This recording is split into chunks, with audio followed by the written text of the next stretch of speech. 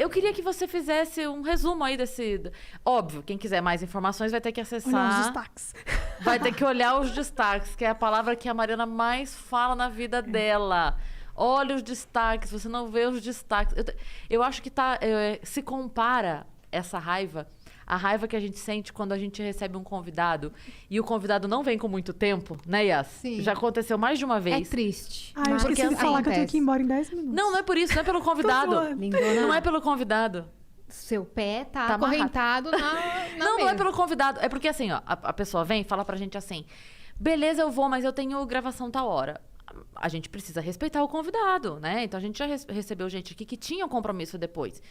E a gente, obviamente, precisa respeitar o convidado. É triste, mas a Aí gente a pessoa vai lá, olha o vídeo no YouTube, assim, ó, tá lá, 1h40. Aí, porque não bateu 2 horas, vai lá, credo, muito curto. Eu falo, ô animal, se você assistir, você tá achando curto? Assiste, que você vai entender. assistir Cleópatra. Porque a gente sempre justifica. A gente sempre fala assim, olha, ele tem uma gravação agora, tem um compromisso agora, vai precisar ir embora. A gente sempre justifica. Você tá achando pequeno, mas não assistiu, né, o cacete? Aí a galera fala assim, vocês não renderam o convidado. Eu falei, a gente Não renderam, queria. mãos para o alto. Vai render. Vai render o convidado. Mas enfim, eu acho que a mesma raiva do seu olho nos destaques é essa. Quando eu leio isso, eu fico assim, ó. Assiste o vídeo. Assiste o vídeo! É chato. Porque Mas, você faz enfim. com tanto amor e carinho, né? Você tá lá fazendo negócio, você pesquisa, A você gente vai, tenta. grava. A agenda do convidado é difícil. Aí você tenta um dia, consegue, a gente fica tão feliz. Aí a pessoa fala, ai, credo. E são quase 2 horas de papo. É mais que um filme. Nossa. Né? Quase um filme do Harry Potter. É verdade. Né? Não, manda assistir o Poderoso Chefão, sei lá. Pronto. Qualquer coisa. Vai escrever também pro diretor. É curto. Nossa, A só próxima isso. vez que alguém mandar assim curto, eu falo assim, termina o tempo assistindo os stories da Pronto. Pega Passa 20 minutos lá vendo os meus destaques. Sim, aí esse destaque, então, você disse que fez a parte histórica da coisa, a Sim. explicação histórica. Eu trouxe uma explicação histórica que muita gente não fazia Você ideia, consegue cara. dar um resumão dela pra gente? Consigo, mas eu não vou. Claro que sim. Conseguir, eu consigo. Consigo, mas você não Faz paga sua pra parte. isso. Consigo, Vai mas eu não tô pesquisar, afim. minha filha. Vai pesquisar. Você quer fontes? Arial 12? Não, então, o que acontece? Eu tive a ideia de fazer esse destaque porque, como eu já falava muito sobre vários assuntos e de vez em quando eu tocava nessa ferida do feminismo, o pessoal chegava para mim e falava assim, pô, por que você não explica aí? A gente quer entender o que tá rolando, né? O que aconteceu, o que a gente não sabe. E aí eu fui e dei um background ali do que tinha rolado. E aí eu contei como o feminismo surgiu, né? Vocês querem um resumo? Então vamos lá. Óbvio. O feminismo... expliquei que o feminismo surgiu ali no contexto histórico, né, político da Revolução Francesa. Só que nesse vídeo eu acho que eu não falo sobre isso. Talvez eu até comento muito por alto. Mas alguns historiadores já falam que o feminismo existia muito antes, né? O que chama de protofeminismo, ali pelo século XIV, enfim. Tem uma figura muito conhecida que é a Mary Wollstonecraft, que foi uma das precursoras, digamos assim, do protofeminismo, mas oficialmente mesmo o feminismo veio surgir ali final do século XIX, começo do século XX. E o feminismo ele é dividido em 3 gerações, né? Por enquanto são 3, já se fala numa 4ª geração, 5ª, milésima geração. Falam que a 4ª é a virtual, né? Exato, tem muito disso, né? Ainda se está arrecadando uma base teórica para fazer isso, para falar da 4ª, mas ele é dividido inicialmente em 3 gerações, que são chamadas as 3 ondas do movimento feminista. A primeira, a segunda e a terceira onda, que é a mais recente antes dessa, dizem que é a que a gente está vivendo hoje. A primeira onda do movimento feminista é a onda das sufragistas, né? As mulheres que foram para a rua para pedir pelo direito ao voto e tudo mais. E essa primeira onda, ela ficou marcada pelo sufrágio, né? Foi quando a mulher passou a poder votar.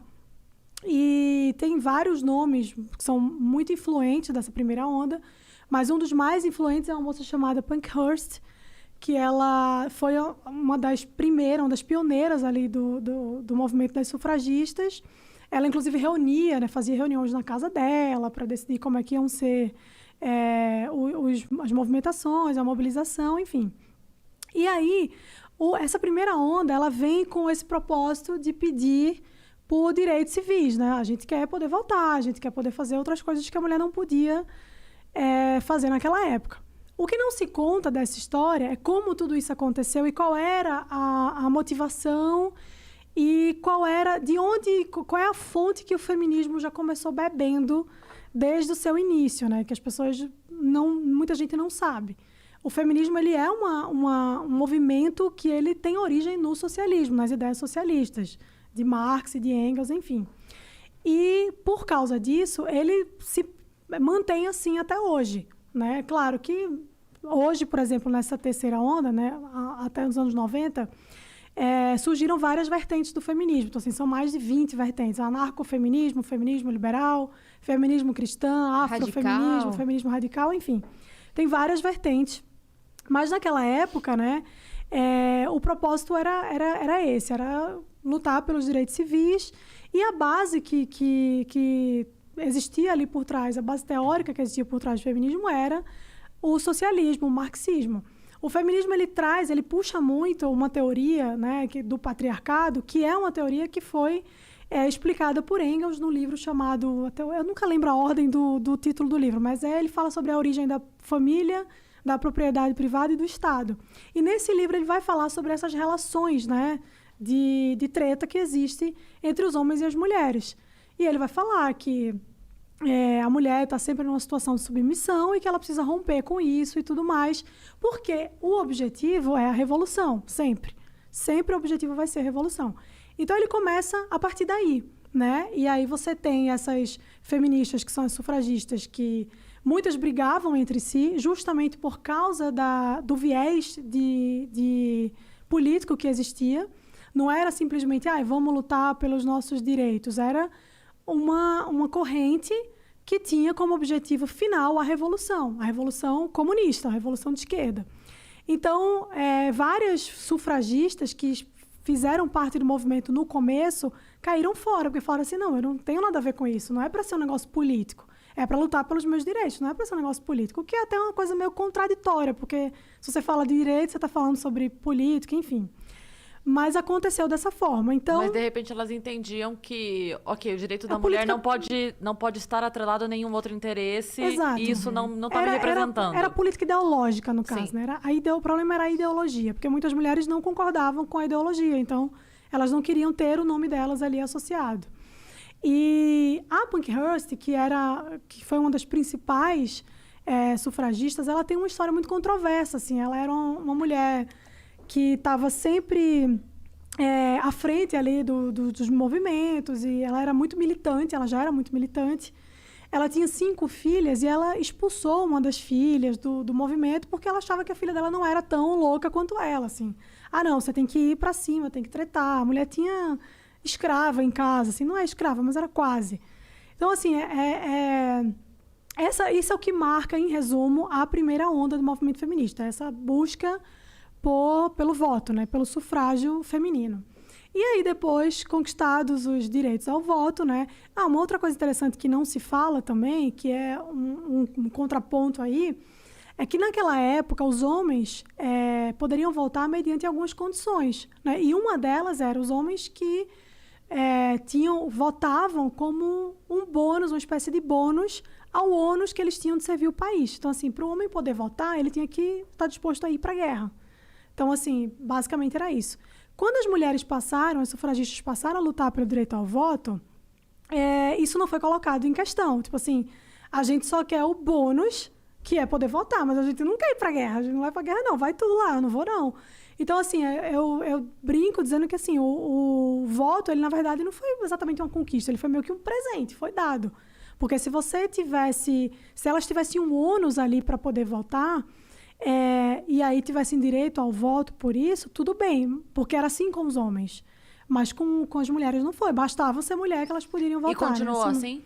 Continuou. Continuou sim. Sendo um bônus para o ônus do homem? Sim, é isso? Continuou. Durante algum tempo? Até hoje, assim, né? Até hoje, o homem, por exemplo, aqui no Brasil, e em todos os outros lugares do mundo, o homem ele precisa fazer o alistamento militar. Se ele não faz, ele se compromete. Ele não pode tirar passaporte, ele não pode prestar concurso público, então ele tem essa obrigação. E ele pode votar também. A mulher não tem, a mulher basta fazer 16 anos, ela pode ir lá e votar em quem ela quiser. Então, essa foi a primeira onda, é um resumo da primeira onda. Na segunda onda, já que havia sido conquistados os direitos civis, né, o direito ao voto, maior participação na política, nas decisões, na criação de leis e tudo mais, as mulheres agora passaram a pensar em outra coisa. Falaram assim, não, agora a gente vai buscar a ideia da mulher, a situação da mulher no mercado de trabalho. E também vamos falar sobre a sexualidade. Né? Agora a gente precisa deixar claro que a mulher ela pode ser o que ela quiser.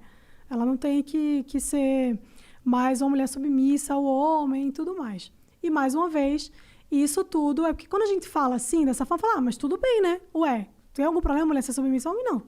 Não é essa a questão. De fato, não tem que ser submissa a ninguém, nem ao movimento feminista.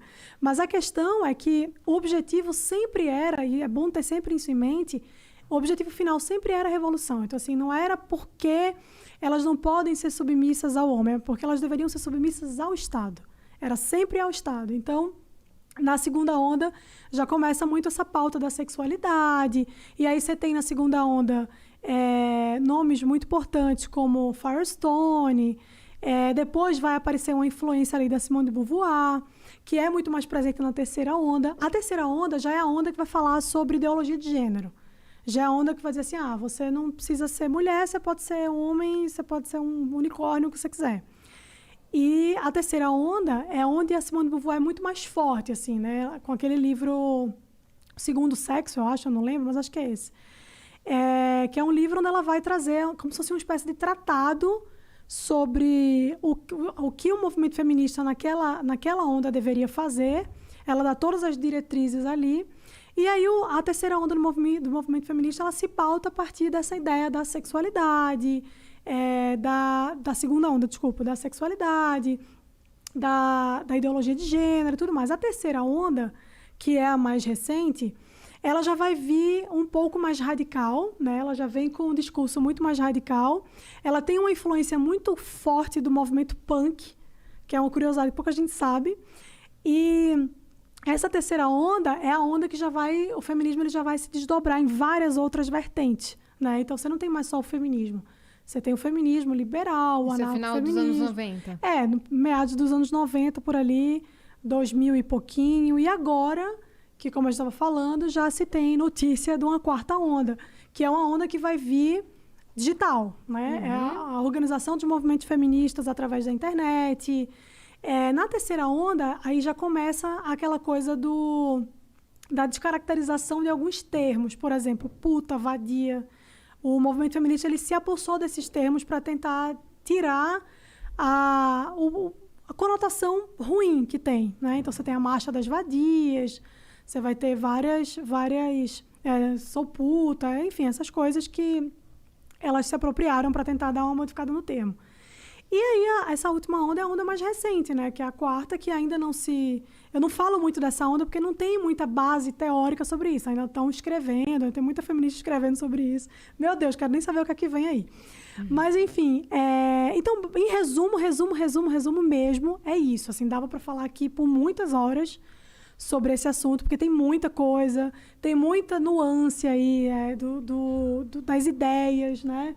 Tem muita coisa das mulheres sufragistas que não se fala, como, por exemplo, muita gente fala hoje assim, mas o feminismo, hoje em dia ele pode ser um pouco mais radical, mas ele não era assim, não, ele sempre teve essa essência. Quando você olha, assim, eu lembro que tem um panfleto que foi distribuído pelas sufragistas na época que elas estavam fazendo... Isso foi quando?